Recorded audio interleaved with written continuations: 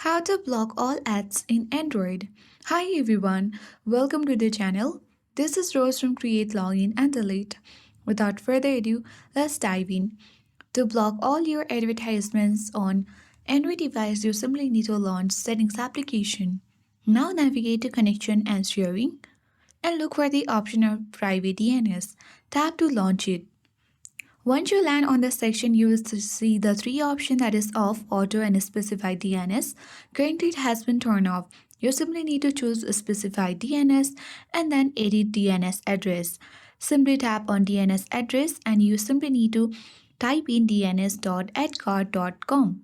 And once you have done that, tap on the save icon on the menu.